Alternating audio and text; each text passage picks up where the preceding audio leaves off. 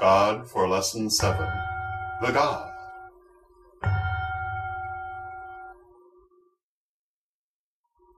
As we see in the Vangelo delle Streghe, in Wicca the god is perceived as an emanation of the goddess. Created by her, the god is the goddess son. Created from her, the god is the goddess brother. United with her in the embrace that creates and sustains the universe, the god is the goddess lover. On the level of personal deity, the god in his many forms are deities who can be accessed and worked with, just like the goddess. On the more abstract level, the god represents the principle of manifestation. The goddess is the creator, and the god is the creating. Together they are the creation. Goddess is essence, and God is form. Goddess is spirit, and God is matter. Goddess is eternal, and God is temporal cycles. Goddess is life, and God is living. The union of the two produces the world we know. Because the god is connected to physical manifestation, he is often associated with light, for the physical world is made of energy or light slowed down in frequency and vibration. Often, therefore, the god is represented by the sun, while the goddess is represented by the moon. The god governs the quality of time. For this reason, the goddess and the god are sometimes thought of as Mother Nature and Father Time. It is as Lord of Time that the god is considered Lord of the dance of life. Time, the sequencing of events, is what allows the dance. It is through time that energy can be slowed enough to become matter. The nature of time is illusory, being more a matter of perception than reality, but through it events are structured and take on ordered meaning, allowing change and growth to occur. In the Vangelo delle Streghe, the wheel of fortune, or fate and karma, is described as the goddess spinning wheel. The goddess is spinning the thread, but the god is turning the wheel. This is because the universe proceeds from the spirit, but is carried forward by time. In this same way, the god governs the wheel of the year. The goddess gives it form, but the god moves it forward. As Lord of the year, the god has two basic forms: the young god of life, Lord of summer and of day, and the old god of death, Lord of winter and of night.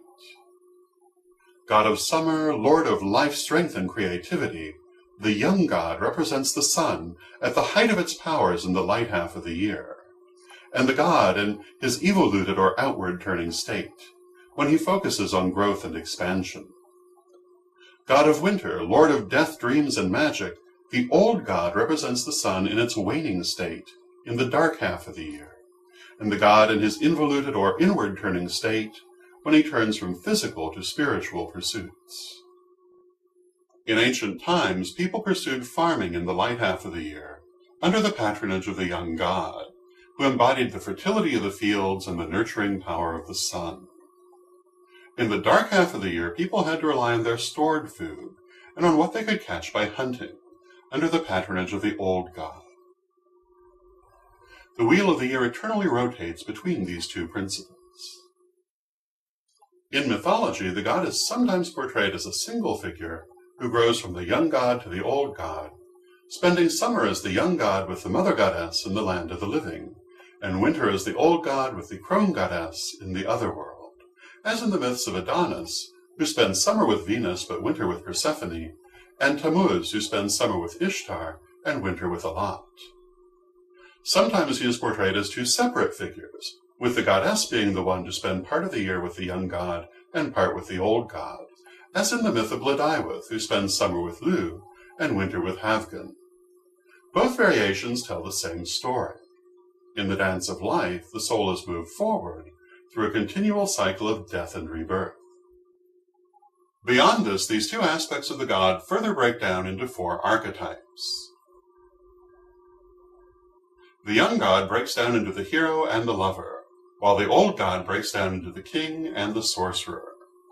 All forms of the god will fall under one or more of these four archetypes, just as all forms of the goddess fall under either maiden, mother, or crone.